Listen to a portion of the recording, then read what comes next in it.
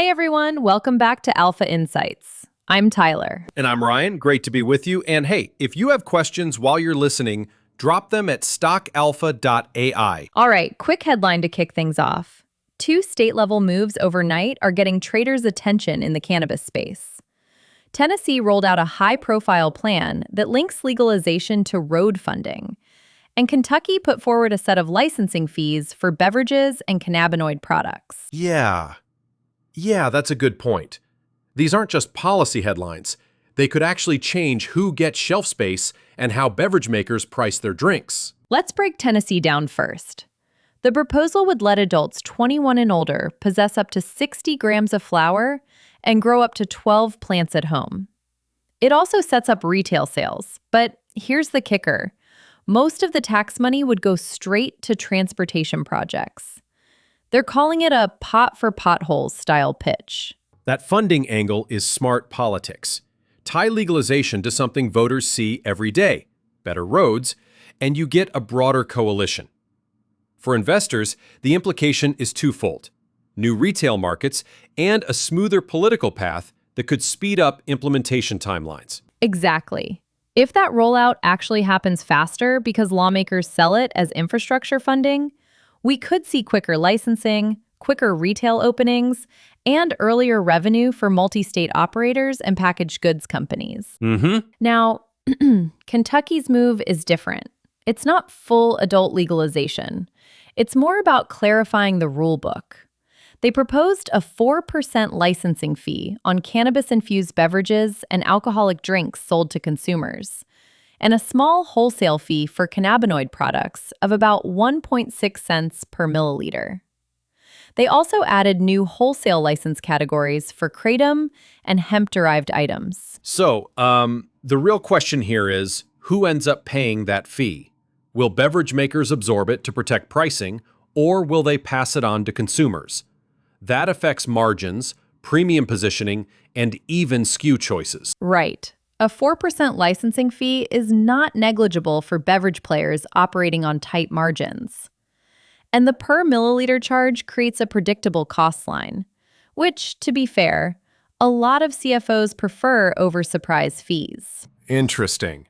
From a market structure angle, both bills matter because they expand the addressable market and start to set predictable fee structures. Predictability is huge for multi-state operators. It makes expansion planning and capital allocation easier. Honestly, I was a bit surprised by the transportation tie in Tennessee. It's a clever coalition-building move, though. Makes it easier for lawmakers who worry about budget trade-offs to vote yes. Same here. And on the market side, traders are parsing these moves because there weren't big earnings today to move the sector. So policy headlines dominate. Watch the broad sector ETF MSOS. That's the one traders often use to play general sentiment. And names like Trulieve, Green Thumb, Curaleaf, and Tilray for company-specific reactions. Right. Sector ETFs and multi-state operators will react quickly. If Tennessee gains momentum, retail footprint names and packaged goods makers could see early demand. If Kentucky's fees stick, beverage producers might either raise prices or compress margins. Let's talk risk for a second. These are state bills, not guaranteed law. You still need votes, governor sign-offs, rulemaking, licensing windows, inspections. Implementation could slip and push revenue into later quarters. So don't assume immediate sales just because a bill appears.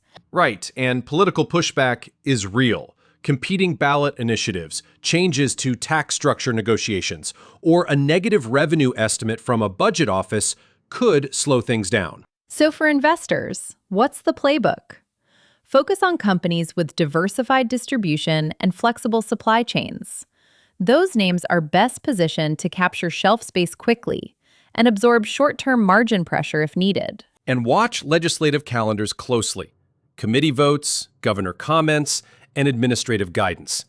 Those calendar events will create tradable catalysts. Quick reaction segments, short takes. I'll start. Tennessee's road money framing increases the chance of passage. Agree. Kentucky's fee schedule gives clarity, but raises margin questions. And for traders, expect volatility around vote days and regulatory releases. Good summary. All right, let's wrap up. Key takeaways. 1. State-level moves keep pushing market expansion. Tennessee could create a whole new retail market. And Kentucky is setting fee rules that matter to beverage players. 2. This is bullish long-term for demand, but short-term outcomes depend on legislative calendars and implementation. 3. Watch the broad ETF MSOS and names like Trulieve, Green Thumb, Curaleaf, and Tilray for near-term reactions. Exactly. Be selective, focus on diversified operators, and be ready for event-driven swings. Got questions? We'd love to hear from you. Head over to stockalpha.ai where you can ask us anything and we'll answer live. And while you're there, check out more market content. Thanks for listening. We'll keep tracking these bills and bring you updates as votes happen.